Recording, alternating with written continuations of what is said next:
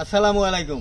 দর্শক, তাল গাছের গোড়ে আইছি, তাল পরে দেই তাল পাইনি, পাইছি একটা তাল পাইছি, এই যে তাল, এই আরো একটা পাইছি, এই যে দুইটা তাল পাইছি। তাল তো টোহাই লইলাম, এখন তাল দুইটাও পাকা, তাই যে তাল দিয়া বরিশালের ঐতিহ্য তালের গড়গড়িয়ে পিঠা। দর্শক, এখন কিন্তু শ্রাবণ মাস চলে, এই মাসেই তাল গাছের তাল পাকে, তাল পরে এবং এই তালের বিভিন্ন পিঠা খায়।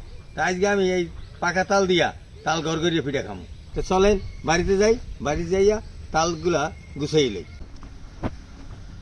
তাল গড়গড়িয়ে পিঠা বানাইতে হইলে কেলা গাছের খোল লাগে, বুঝলি? তাল পাইছি রাস্তা যাইয়া।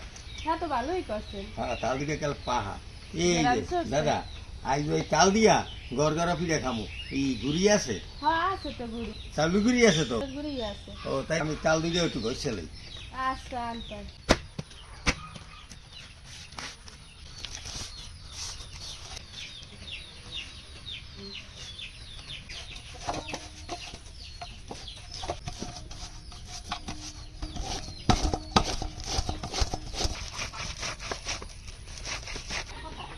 তালটা ঘষে লইছি, চাউলের গুঁড়িও রেডি। এখন তাল আর চাউলের গুঁড়ি একাত্রে সেদ্ধ করে নিব। চুলায় হাঁড়ি দিলাম, এবার তাল দিয়ে দিলাম।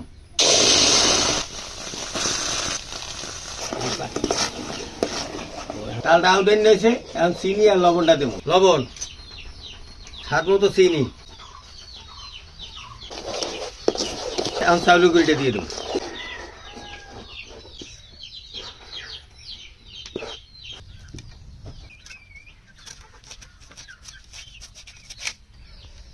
এই যে গড়গড়িয়ে পিঠাটা বানাই দিলাম। শোনি, জি। তুমি একটু লগে লগে বানাও। আচ্ছা।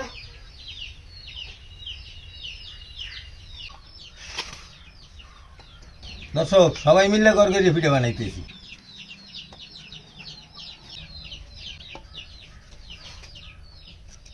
তাল গড়গড়িয়ে পিঠা বানানো শেষ, এখন ঝাঁঝরা পাতিল দিয়ে ভাপ দিয়ে নেবো। এই কাঠিগুলো সাজাই নেবো। এখন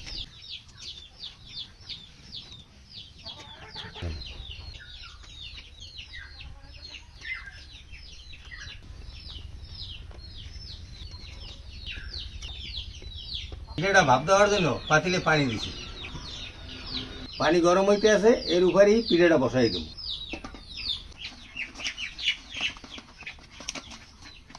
হরা দিয়ে ডাকিয়ে দেবো, ভাপ না উঠতে যায়, এই জন্য একটু কাটা দিয়ে মুখ আটকাই দেবো।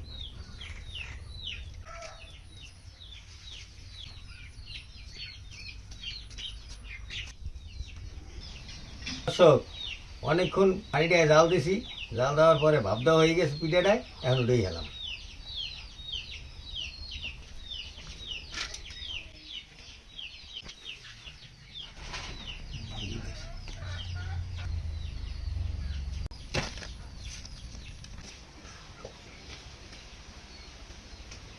দর্শক, তাল গড়গড়িয়ে পিঠা হয়ে গেছে। বিসমিল্লাহ। এত মজা, কথা পরে কম, খাইয়ে। দর্শক, সেদ্ধটা কিন্তু একবার পারফেক্ট হয়েছে, যেরকম ভাবছিলাম সেইভাবেই হয়েছে, খাইতেও মজা হইতে আছে। শহরে যারা আছেন, শহরেও তাল পাওয়া যায়, গড়গড়িয়ে পিঠা বানাই খাই দেখেন, সেই মজা পাইবেন। ভালো থাকেন, আপনাদের জন্য দোয়া রইল। আগামী দিন নতুন ভিডিওতে দেখা হইল।